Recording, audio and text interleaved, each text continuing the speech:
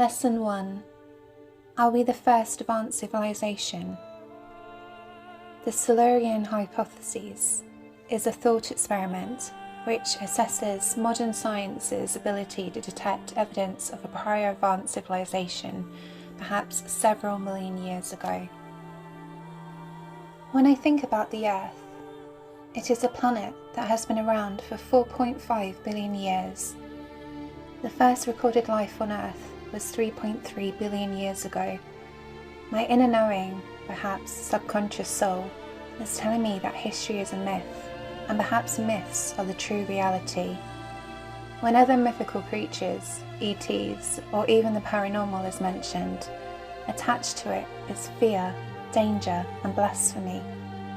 Are they trying to scare us away from this reality? All you have to do is to open your eyes and see things differently. There is a lot of evidence on Earth of ancient civilizations. In 1945, the Dead Sea Scrolls were found in caves, untouched since they were written, perhaps 150 years before Christ.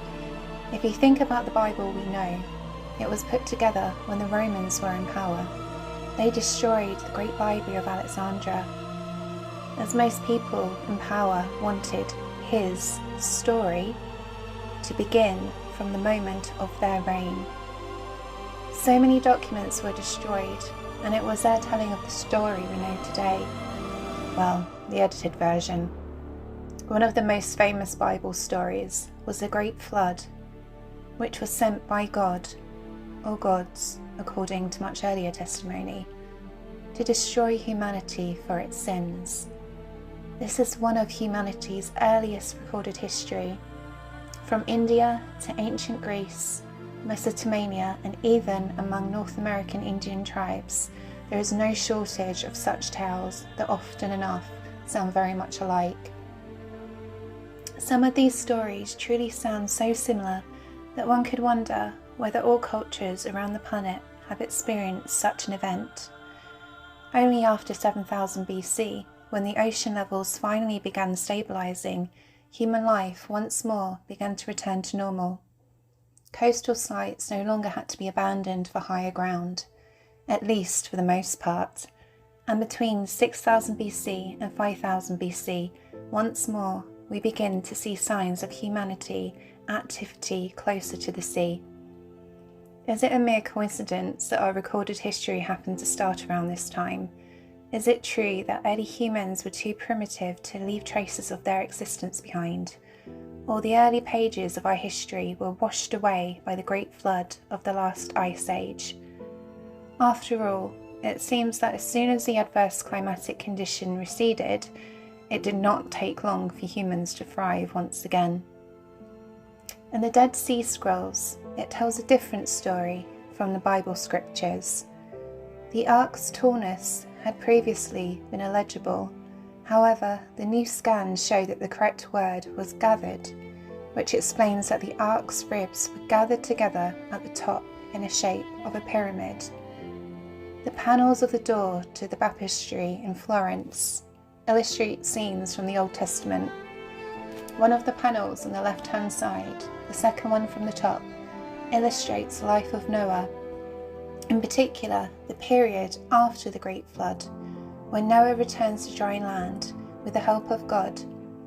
Strangely, the Ark is depicted as a pyramid, and we'll talk more about pyramids later.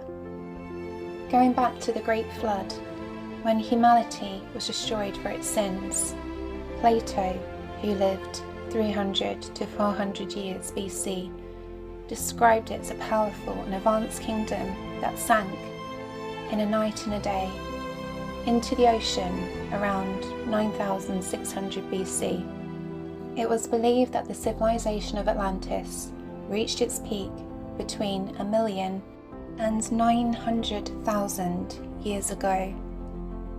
It was believed Plato heard this information from the Athenian statesman Solon, 300 years before his time, who had learned it from an Egyptian priest who said it happened 9,000 years even before that.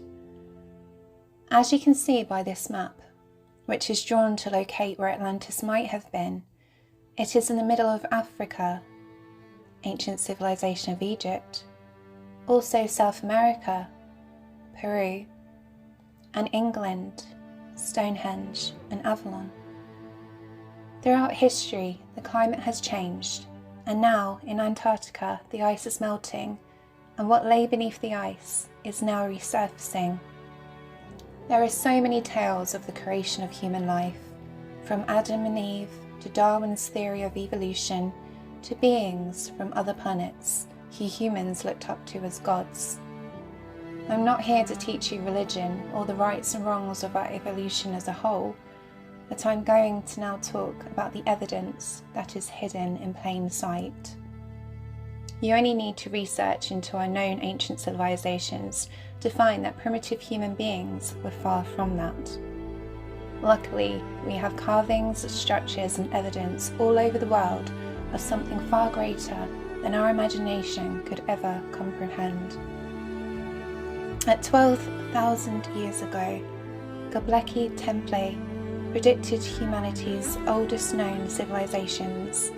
Its megalithic temples were cut from rock millennia before the 4,500-year-old pyramids in Egypt, 5,000-year-old Stonehenge, or 7,000-year-old Nabta Playa. Göbekli Tepe is said to be the world's oldest known astronomical site. What's shocking is that it was only discovered, completely buried, in 1994. Its occupants left the site and hid it from the world before they left.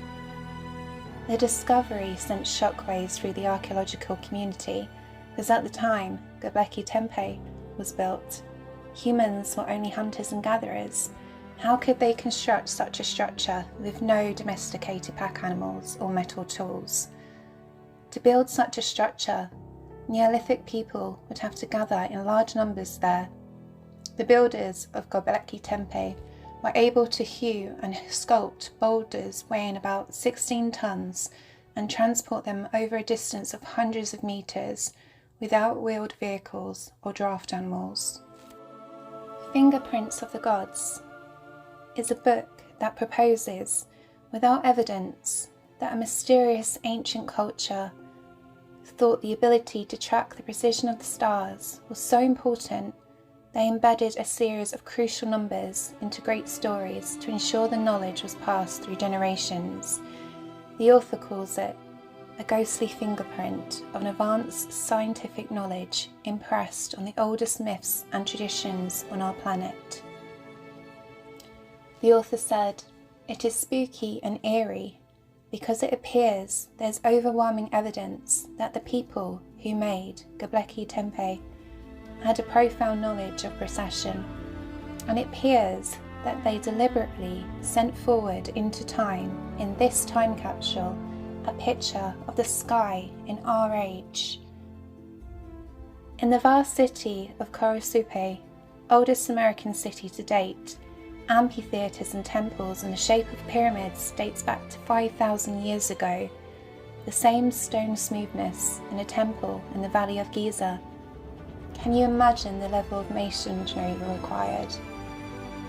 In Peru, the stones weigh up to 60 tons, and the strange thing is that when they repaired the walls, can you see that the stones are smaller?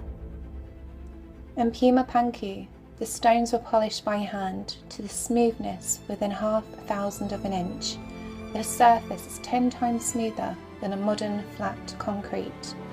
The stones come from 300 kilometers away. Some Nazca carvings in the stone span over a few kilometers. You could wonder if they were landing strips for extraterrestrial vehicles, but why would beings so advanced need landing strips? Did we have these technologies? In India, caves were measured to geometric shapes. How did they light the caves if a torch would produce little light, and the smoke that would suffocate the workers? You would need more than just torches to see. And how were the caves ventilated from all the dust from the carvings? For calculations, most Egyptologists used 2.5 tons as the weight of an average pyramid stone block. 8,000 tons of granite were imported from Aswan, located at more than 800 kilometers away. We see images of the workers barely clothed and no shoes. How could they carry such stones? We have no record of what tools they used, but the disc of Sabu was discovered in the tomb of a prince buried 5,000 years ago. It must have been valuable for him to be buried with it. We have no idea what its use may have been. A fragment of a similar disc was found in Athens more than 2,000 years ago, 600 years before Christ. An X-ray of the object shows 30 gear wheels, a mechanical representation of the cosmos. There were up to 300 gears in total, showing the movement of each planet. So 2,000 years ago, they would have known that the Earth is a sphere and rotates around the Sun. It is common for all archaeological sites of our past to reflect a specific position of the skies at a given time. Göbekli Tepe encodes the winter solstice 12,800 years ago. Giza encodes the equinox 12,800 years ago. The three pyramids on the ground, the Great Sphinx, encodes the constellation of Leo, Orion, and the Milky Way. Every 2,100 years, we enter a new zodiac age. Plato calculated that every 25,920 years, the zodiac is reset. It still seems to be a mystery how Plato, thousands of years ago, calculated this. A zodiac era lasts about 2,160 years. You can understand why the Mayan calendar had everyone panicking about the end of time. But this was just the end of the age of Pisces in 2012. The end of an era, as they say. In the age of Pisces, the fish, you can see the early Christians use the fish as their symbol.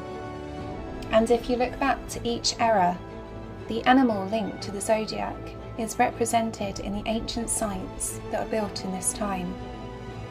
Ancient Egypt had sculptures dedicated to Taurus the bull, which was also seen in ancient Mesopotamia. In the age of Aries, rams became the icon of worship, as seen in Karnak in Egypt. All civilizations were aware of the broad changes on Earth by looking up at the constellations. The ancient people looked up to gods who had an influence on the destiny of humankind. But how does the Great Sphinx represent Leo the lion, unless it was built 13,000 years ago? It is known that the head of the pharaoh and the restoration of the stones were dated much later. If you think about ancient China and their lions, it all must be linked. So perhaps when the documents were destroyed by the Romans, they were covering the fact that the Egyptians were a more advanced civilization than we can believe. If you look at the carvings in a temple on the Nile, 1,270 or 1,290 years before Christ, it is obvious they are aircraft carved into the sandstone. This could actually date back to the time of Atlantis and could explain why there are pyramids placed all over the world, because they are much more advanced than we could ever know.